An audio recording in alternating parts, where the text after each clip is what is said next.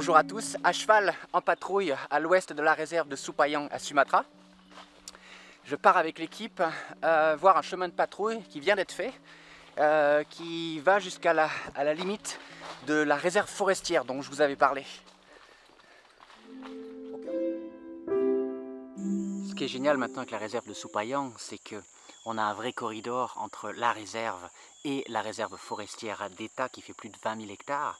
Donc notre réserve de Calawet n'est plus une réserve isolée. Donc du coup, ça reste un habitat idéal sur le long terme pour les grands mammifères comme les tapis.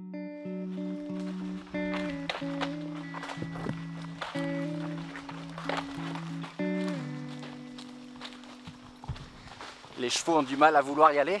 Ils n'ont pas du tout l'habitude de passer par ici. Et derrière, il y a Letty et Sally qui nous suivent même si elles ne sont pas montées.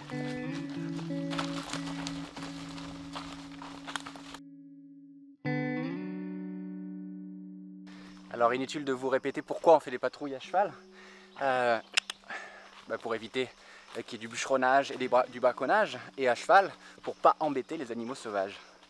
Et parfois c'est même rigolo de voir l'attitude des animaux sauvages ici face à des chevaux, parce qu'ils n'en ont certainement jamais vu de leur vie. Donc des fois on a des singes assez surpris.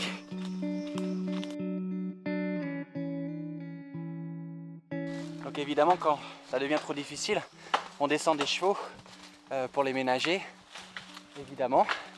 Là la forêt est vraiment magnifique, mais la topographie est aussi très accidentée. Et ça a forcément participé à la protection de la forêt ces dernières années, avant que Calawet achète. Et c'est aussi le dernier refuge pour les animaux sauvages qui avant vivaient dans les plaines et qui aujourd'hui sont obligés de se retrouver comme ça en altitude parce que les plaines ont été complètement colonisées par les humains. Alors là dans l'arbre, je viens de trouver un nid d'ours. Les ours malais, un peu comme les orang-outans, font des nids pour dormir. Dans cette forêt, c'est pas possible qu'on trouve des orang-outans. Donc c'est forcément un ours.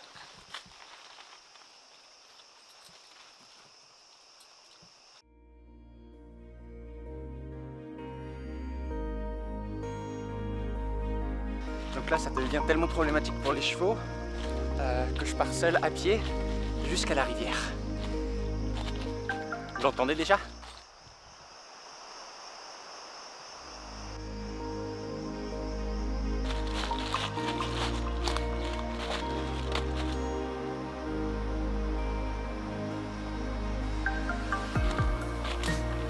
Et voilà, on y est!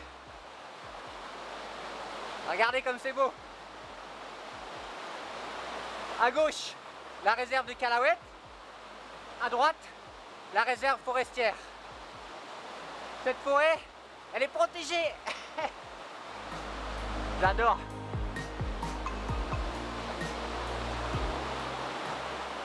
Et tout ça, c'est grâce à vous. Vous nous soutenez et on protège.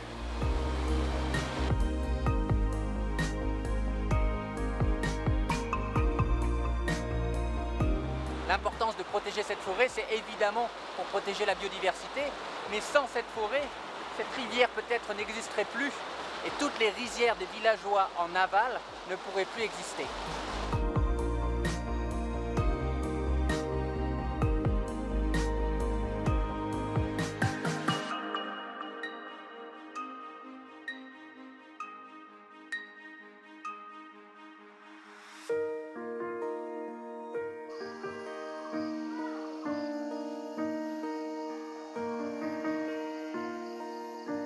Donc là, Rina, la clinique, la vétérinaire, est en train de regarder au microscope les excréments de nos amis gibbons.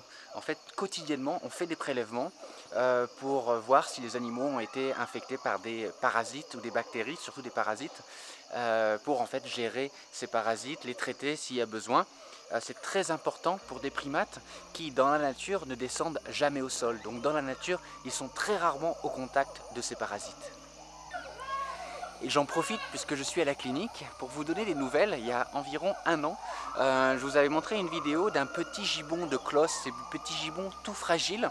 Et il y en avait un qui passait toutes ses journées, toutes ses nuits dans un incubateur tellement il était fragile à la clinique. Aujourd'hui, presque. Et il est extrêmement fragile.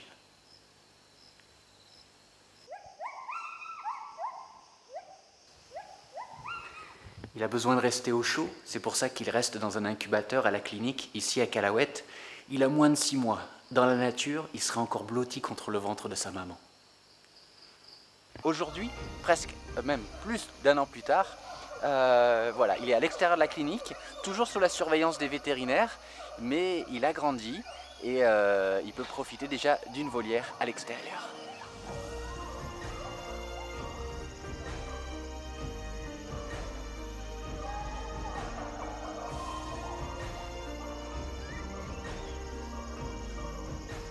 Dans cette position, il a presque des airs de petit gorille.